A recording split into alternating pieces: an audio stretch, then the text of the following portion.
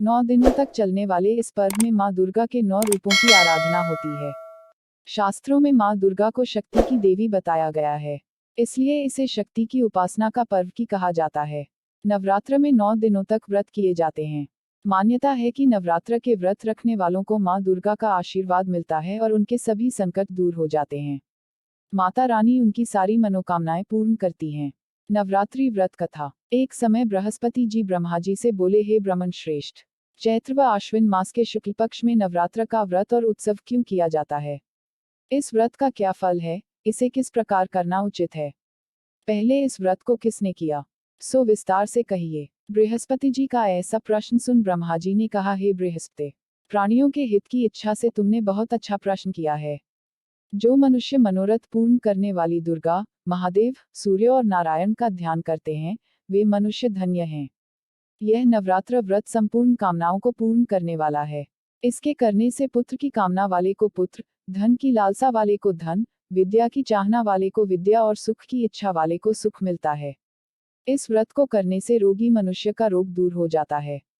मनुष्य की संपूर्ण विपत्तियां दूर हो जाती हैं और घर में समृद्धि की वृद्धि होती है। बंधिया को पुत्र प्राप्त होता है। समस्त पापों से छुटकारा मिल जाता है और मन का मनोरथ सिद्ध हो जाता है। हे बृहस्पति, जिसने पहले इस महाव्रत को किया है वह कथा मैं तुम्हें सुनाता हूँ, तुम सावधान होकर सुनो। इस प्रकार ब्रह्मा जी का वचन सुनकर बृहस्पति जी बोले, हे ब्राह्मण मनुष्यों का कल्याण करने वाले इस व्रत के इतिहास को मेरे लिए कहो, मैं सावधान होकर सुन रहा हूँ। आपकी शरण में आए हुए मुझ पर कृपा करो। ब्रह्मा जी बोले, प्राचीन काल में मनोहर नगर में पीठत नाम का एक अनाथ ब्राह्मण रहता था। वह भगवती दुर्गा का भक्त था। उसके संपूर्ण सद्गुणों से युक्त सुमति नाम की एक अत्यंत सुंदरी कन्या उत्पन्न हुई। वह कन्या सुमति अपने पिता के घर बाल्यकाल में अपनी सहेलियों के साथ क्रीड़ा करती हुई इस प्रकार बढ़ने लगी जैसे शुक्ल पक्ष में चंद्रमा की कला बढ़ती है। उसका पिता प्रतिदिन जब दुर्गा की पूजा करके होम किया करता, वह उस समय नियम से वहां उपस्थित रहती। एक दिन सुमति अपनी सखियों के साथ खेल में लग गई और भगवती के पूजन में उपस्थित नहीं हुई। उसके पिता को पुत्री की ऐसी असावधानी देखकर क्रोध आया और वह पुत्री से कहने लगा, अरे दुष्ट पुत्री, आज तूने भगवती का पूजन नहीं किया, इस कारण मैं किसी कुष्ठ रोगी या दरिद्र मनुष्य के साथ तेरा विवाह करूंगा। पिता का ऐसा वचन सुन सुमति को बड़ा दुख हुआ और पिता से कहने लगी, हे पिता, मैं आपकी कन्या हूं तथा सब तरह आपके अधीन हूं, जैसी आपकी इच्छा हो वैसा ही करो। राजा से, कुष्ठी से, दरिद्र से अथवा जिसके साथ चाहो मेरा विवाह कर दो, पर होगा वही जो मेरे भाग्य में लिखा है। मेरा तो अटल विश्वास है जो जैसा कर्म करता है उसको कर्मों के अनुसार वैसा ही फल प्राप्त होता है, क्योंकि कर्म करना मनुष्य के अधीन है पर फल देना ईश्वर के अधीन है। जैसे अग्नि में पड़ने से तृणादि उसको अधिक प्रदीप्त कर देते हैं। इस प्रकार कन्या के निर्भयता से कहे हुए वचन सुन उस ब्राह्मण ने क्रोधित हो अपनी कन्या का विवाह एक कुष्ठी के साथ कर दिया और अत्यंत क्रोधित हो पुत्री से कहने लगा, हे पुत्री, अपने कर्म का फल भोगो, देखे भाग्य के भरोसे रहकर क्या करती हो। पिता के ऐसे कटु वचनों को सुन सुमति मन में विचार करने लगी, हो मेरा बड़ा दुर्भाग्य है जिससे मुझे ऐसा पति मिला।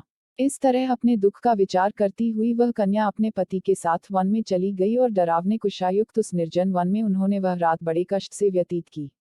उस गरीब बालिका की ऐसी दशा देख देवी भगवती ने पूर्व पुण्य के प्रभाव से प्रकट हो सुमति से कहा, हे दीन ब्राह्मणी, मैं तुझसे प्रसन्न हूँ, तुम जो चाहो सो वरदान मांग सकती हो।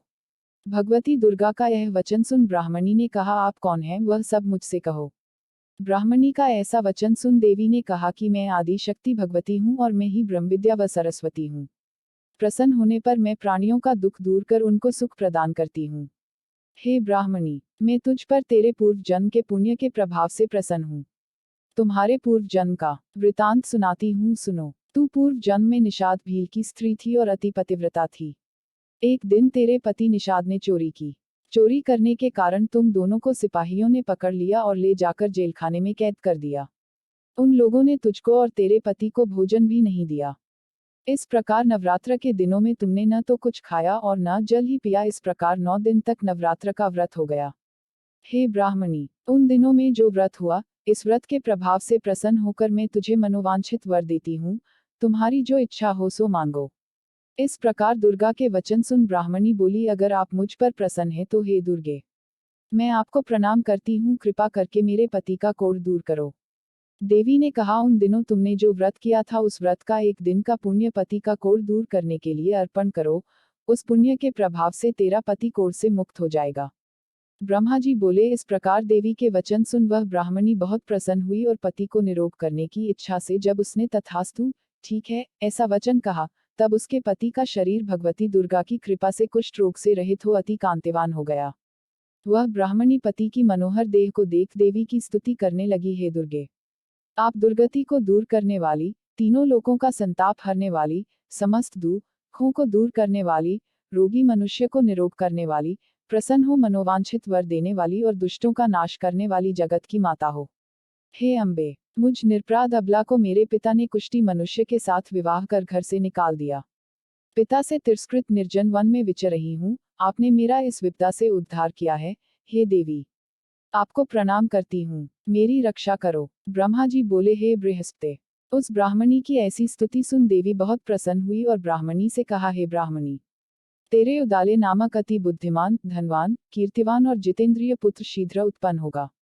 ऐसा वर प्रदान कर देवी ने ब्राह्मणी से फिर कहा कि हे ब्राह्मणी, और जो कुछ तेरी इच्छा हो वह मांग ले। भगवती दुर्गा का ऐसा वचन सुन सुमति ने कहा कि हे भगवती दुर्गे, अगर आप मुझ पर प्रसन्न हैं तो कृपा कर मुझे नवरात्र व्रत की विधि और उसके फल का विस्तार से वर्णन करें। महात्म्य। इस प्रकार ब्राह्मणी के वचन सुन दुर्गा ने कहा, हे ब्राह्मणी, मैं तुम्हें संपूर्ण पापों को दूर करने वाले नवरात्र व्रत की विधि बतलाती हूँ, जिसको सुनने से मोक्ष की प्राप्ति होती है। आश्विन मास के शुक्ल पक्ष की प्रतिपदा से लेकर 9 दिन तक विधिपूर्वक व्रत करें। यदि दिन भर का व्रत न कर सके तो एक समय भोजन करें। विद्वान ब्राह्मणों से पूछकर घट स्थापन करें और वाटिका बनाकर उसको प्रतिदिन जल से सींचें। महाकाली, महालक्ष्मी और महासरस्वती देवी की मूर्तियां स्थापित कर उनकी नित्य विधि सहित पूजा करें और पुष्पों से विधिपूर्वक अर्घ्य दें। बिजौरा के फल से अर्घ्य देने से रूप की प्राप्ति होती है। जायफल से अर्घ्य देने से कीर्ति, दाख से अर्घ्य देने से कार्य की सिद्धि होती है, आंवले से अर्घ्य देने से सुख की प्राप्ति और केले से अर्घ्य देने से आभूषणों की प्राप्ति होती है। इस प्रकार पुष्पों व फलों से अर्घ्य देकर व्रत समाप्त होने पर 9वें दिन यथाविधि हवन करें। खांड, घी, गेहूं, शहद, जौ, तिल, बिल्व, बेल, नारियल, दाख और कदम्ब आदि से हवन करें। गेहूं से होम करने से लक्ष्मी की प्राप्ति होती है। खीर एवं चंपा के पुष्पों से धन की और बेल पत्तों से तेज व सुख की प्राप्ति होती है। आंवले से कीर्ति की और केले से पुत्र की, कमल से राज सम्मान की और दाखों से संपदा की प्राप्ति होती है। खांड, घी, नारियल, शहद, जौ और तिल तथा फलों से होम करने से मनोवांछित वस्तु की प्राप्ति होती है। व्रत करने वाला मनुष्य इस विधि विधान से होम कर आचार्य को अत्यंत नम्रता के साथ प्रणाम करे और यज्ञ की सिद्धि के लिए उसे दक्षिणा दे। इस प्रकार बताई हुई विधि के अनुसार जो व्यक्ति व्रत करता है उसके सब मनोरथ सिद्ध होते हैं, इसमें तनिक भी संदेह नहीं है। इन 9 दिनों में जो कुछ दान आदि दिया जाता है उसका करोड़ों गुना फल मिलता है। इस नवरात्र व्रत करने से अश्वमेध यज्ञ का फल मिलता है। हे ब्राह्मणी, इस संपूर्ण कामनाओं को पूर्ण करने वाले उत्तम व्रत को तीर्थ, मंदिर अथवा घर में विधि के अनुसार करें। ब्रह्मा जी बोले, हे बृहस्पति। इस प्रकार ब्राह्मणी को व्रत की विधि और फल बताकर देवी अंतर्ध्यान हो गई। जो मनुष्य या स्त्री इस व्रत को भक्तिपूर्वक करता है वह इस लोक में सुख प्राप्त कर अंत में दुर्लभ मोक्ष को प्राप्त होता है। हे बृहस्पति, यह इस दुर्लभ व्रत का महात्म्य है जो मैंने तुम्हें बतलाया है। यह सुन बृहस्पति जी आनंद से प्रफुल्लित हो ब्रह्मा जी से कहने लगे कि हे ब्राह्मण, आपने मुझ पर अति कृपा की जो मुझे इस नवरात्र व्रत का महात्म्य सुनाया। ब्रह्मा जी बोले कि हे बृहस्पति, यह देवी भगवती शक्ति संपूर्ण लोकों का पालन करने वाली है, इस महादेवी के प्रभाव को कौन जान सकता है। बोलो देवी भगवती की जय।